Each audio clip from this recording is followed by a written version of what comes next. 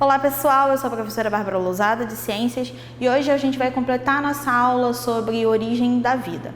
Então, na outra aula, a gente falou um pouco sobre o método científico e falamos também sobre as diversas correntes, teorias, hipóteses que existem a respeito da origem da vida, certo?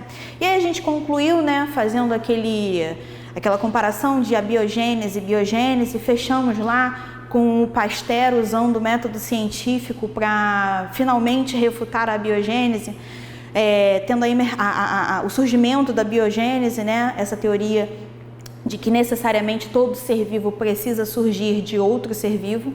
E aí, depois disso, eu completei a aula, finalizei a aula perguntando, tá, tudo bem, então a gente sabe que um ser vivo tem que vir necessariamente de outro, mas e o primeiro? Veio da onde? Então, para a gente entender primeiro da onde veio o primeiro ser vivo, a gente tem que entender como era a Terra naquela época em que surgiu o primeiro ser vivo, ok? A essa Terra a gente chama de Terra primitiva. E a Terra primitiva era um ambiente muito hostil. Por quê? Era um ambiente com altas temperaturas, era um ambiente de atividade vulcânica, muito grande, muito presente. Era um ambiente que tinha tempestades elétricas fortíssimas por causa das altas temperaturas, e também por causa da atividade vulcânica. Existia muita evaporação, Esse vapor d'água subia, formavam grandes nuvens e aí grandes tempestades. Então, era uma verdadeira era uma quantidade de tempestades elétricas muito grandes. Além das tempestades elétricas, existia também muita radiação solar. Então, a Terra primitiva não tem a atmosfera que a gente tem hoje. Na Terra primitiva, a gente não teria, por exemplo, a camada de ozônio, que é essa camada protetora formada pelo ozônio, que impede que os raios ultravioletas, emitidos pelo Sol, cheguem com tanta agressividade à superfície terrestre. Aqui não tinha camada de ozônio, então radiação solar era muito forte. Além da radiação solar, a gente tinha também gases, compostos químicos que estavam presentes na atmosfera e que hoje não necessariamente estão. E esses aqui em muito mais abundância. Por exemplo, metano, amônia, o hidrogênio, também tinha muito vapor d'água, como eu falei, por causa da grande evaporação. Basicamente, esse era o cenário da Terra primitiva. Muito sol, muito calor, compostos químicos, que bem assim, que normalmente hoje a gente não encontra, falta de atmosfera, muita radiação solar, é um ambiente completamente inóspito.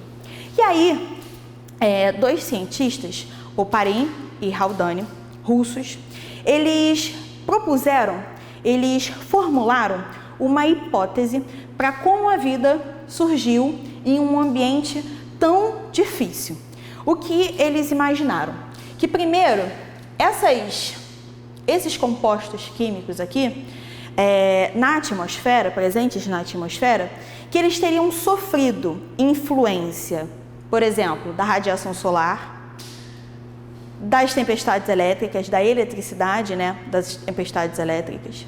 E aí, por causa dessa intensa radiação solar, por causa dessa eletricidade, isso teria dado energia para que esses compostos químicos tenham se quebrado, tenham se tornado compostos mais simples, ok? A partir do momento que esses compostos mais simples estavam lá soltos na atmosfera, a gente não tinha grandes tempestades, evaporação de muita água, então também chovia bastante. Esses compostos chegavam até a superfície terrestre a partir da chuva. Esses compostos se misturavam à água, das nuvens, e aí caíam na superfície terrestre em forma de chuva, ação da chuva. A partir do momento que eles chegavam aqui, muitos caíam em regiões onde a gente tinha o que a gente poderia chamar de oceano primitivo. E esse oceano primitivo, com o passar do tempo, ele acabou se tornando uma verdadeira sopa de compostos químicos.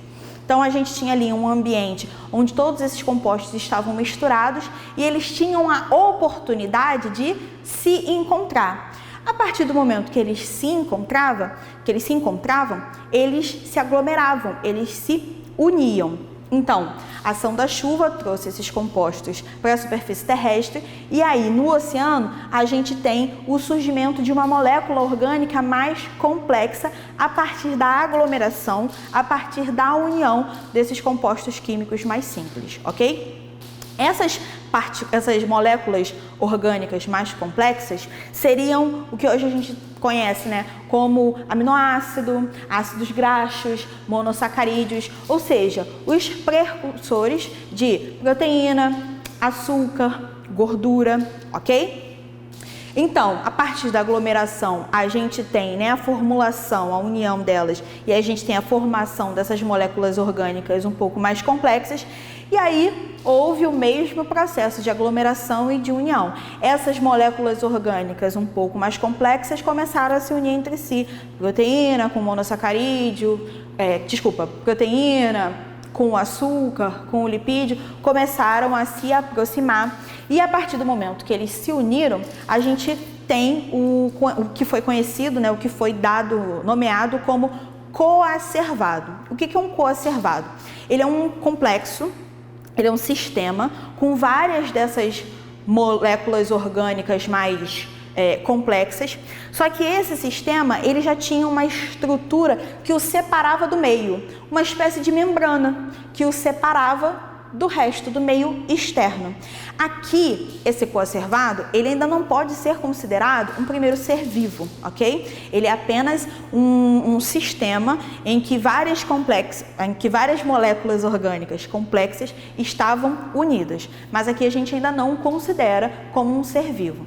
Só que no que ele é importante é isso, no fato dele já ter uma membrana que o separava essas moléculas do meio externo, ok? Quando que esse coacervado começou, né, deu origem a um ser vivo? Quando ele encontrou um ácido ribonucleico, um RNA, que também estava lá naquela sopa, né, nutritiva, naquele oceano primitivo.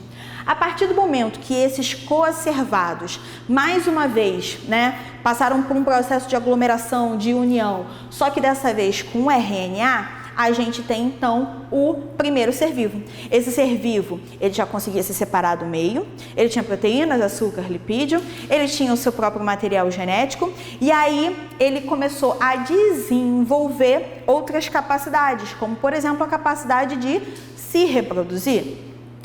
Esse primeiro organismo, né, formado pela união entre os coacervados e o RNA, ele era um organismo heterotrófico. Então, ele não produzia o próprio alimento, ele captava o alimento do ambiente, ele era anaeróbio, a respiração dele não era feita, né, utilizando o oxigênio, até porque, lembra que eu falei? Não tinha oxigênio na nossa atmosfera nessa época, tá? Talvez houvesse gás carbônico, ainda nem se sabe se havia gás carbônico aqui, mas o oxigênio em si, não. Então ele era anaeróbio e ele fazia a reprodução assexuada, ou seja, ele se clonava, ele dava origem a um novo organismo idêntico a ele. Tá, beleza, então temos aí a formação do primeiro ser vivo, mas aí como que esse primeiro ser vivo se diversificou, como os seres vivos se diversificaram ao ponto da gente ter a biodiversidade que a gente tem hoje. Tantos animais, vegetais, fungos, micro-organismos, como que foi isso? E aí uma das explicações lembra que eu falei que a reprodução era sexuada? Ele precisava copiar ali o material genético dele para gerar um novo ser vivo, certo? Só que essa cópia nem sempre era muito fiel. Nem sempre era muito certinha, igualzinha à do organismo pai, do organismo genitor. Nesse caso, de vez em quando, aparecia uma mutação aleatória nesse material genético. Essa mutação aleatória, às vezes, poderia significar uma certa vantagem daquele novo organismo, que era lá diferente do pai, né? Naquele ambiente. Quando essa mutação genética oferecia uma certa vantagem para esse novo organismo, ela sofria uma pressão seletiva. O ambiente selecionava ela porque aquele organismo, né, estava mais adaptado à sobrevivência. Quer dizer, estava mais adaptado ao ambiente, então sobreviveria mais. Então, a partir de mutações aleatórias e a pressão seletiva, os organismos foram se diversificando. Um exemplo clássico: como é que surgiram os autótrofos? Os organismos que produzem o próprio alimento através da fotossíntese.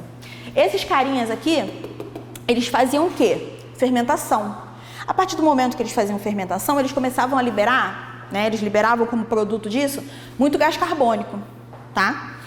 Então, depois de um tempo, depois de muitos e muitos e muitos anos, vários micro-organismos desses se reproduzindo, vivendo, fermentando, consumindo a matéria-prima, a matéria orgânica que estava ali no ambiente, né, para se alimentar e fazendo fermentação, a atmosfera, o ar, estava carregado em gás carbônico, carregado de gás carbônico. Em um dado momento, houve uma mutação aleatória que permitiu um novo organismo a consumir justamente esse gás carbônico, que estava, né, bem abundante no ar. A partir do momento que esse novo organismo ele consegue se alimentar desse gás carbônico, ele sofre uma pressão seletiva. Essa característica sofre uma pressão seletiva. Como eu tenho uma disponibilidade de alimento muito grande, esse organismo ele vai conseguir viver mais tempo, ele vai conseguir se reproduzir mais, ele vai gerar mais descendentes. Então essa população começou a crescer. Aqui a gente já teve o surgimento do primeiro autótrofo. E cara, o surgimento dos autótrofos foi tão importante, ela significou uma grande mudança nessa terra primitiva. Por quê? Os autótrofos, eles fazem fotossíntese, eles produzem o próprio alimento, eles consomem o gás carbônico e liberam o oxigênio como produto disso. A partir do momento que eles começaram a liberar oxigênio e essa população foi crescendo, o oxigênio ele era tranquilo para eles, mas para os outros micro-organismos ele era tóxico. Representou a primeira grande extinção que a nossa Terra presenciou. Então, todos os outros organismos que não estavam, né, acostumados, vamos botar assim, com o oxigênio, eles acabaram morrendo. E esse oxigênio, ele formou oxigênio O2, o ozônio é O3, 3 moléculas de oxigênio unidas. Esse oxigênio em abundância, né, se tornando abundante na atmosfera, ele começou a formar a camada de ozônio. Camada, como eu já tinha falado, que foi importante para essa estrutura que a gente tem, né, de proteção contra a radiação solar, contra os raios UV, e o que mudou completamente a fisionomia da superfície terrestre, ok? Então, como é que esses seres vivos eles vão se diversificar a partir do momento que uma mutação aleatória surgir e essa característica sofreu uma pressão seletiva. Aquele organismo vai sobreviver por causa dessa característica, vai sobreviver mais tempo, se reproduzir mais e gerar mais descendentes, tá? E aí, a gente já tinha falamos de método científico. Método científico, a gente faz uma observação, a gente problematiza, a gente cria uma hipótese. E a partir do momento que a gente cria uma hipótese, a gente faz experimentação. Oparin e Haldane, infelizmente, não tinham aparelhagem, não tinham mesmo o material, né, necessário para reproduzir essa ideia que eles tiveram, essa explicação que eles formularam em laboratório. Eles não podiam testar isso. Mas muitos anos depois veio um outro cara lá na Inglaterra, um cara chamado Miller, e ele conseguiu, em laboratório, usando aparelhos específicos, ele conseguiu reproduzir as condições ambientais da terra primitiva dentro de um aparelho. Então lá tinha altas temperaturas, muito vapor d'água, esses elementos, né, esses compostos químicos aqui que a gente já conversou, tinha descargas elétricas, tinha bastante radiação UV. A partir disso, ele deixou lá fechado naquele sistema, né, naquele aparelho, por muitos e muitos e muitos anos. E aí, depois de muitos e muitos e muitos anos, ele conseguiu chegar até aminoácidos, ele conseguiu obter, a partir daquilo ali, moléculas orgânicas mais complexas, que a gente viu que foi uma das etapas do surgimento do primeiro ser vivo que Oparin e Haldane teriam formulado, né? Por como eles realmente pensaram. Esse experimento que o Miller fez, ele morreu, tá? Em 2007, mas o experimento que ele fez ainda está rolando, ainda está acontecendo.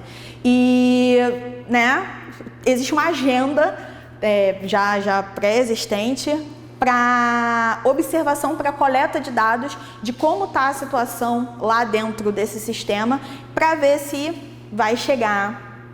vai confirmar completamente a hipótese do Oparin Haldane, tá? Só de ter chegado até aminoácidos, isso já torna essa hipótese aqui a mais aceita atualmente para explicar o surgimento do primeiro organismo vivo, ok? Mas esperamos que daqui, sei lá, 100, 200, 300 anos, esse experimento aqui nos mostre mais coisas ainda. Galera, eu espero que vocês tenham compreendido, espero que vocês tenham gostado da aula. Essa foi bem curtinha, né? Então, a gente se vê numa próxima. Tchau, tchau!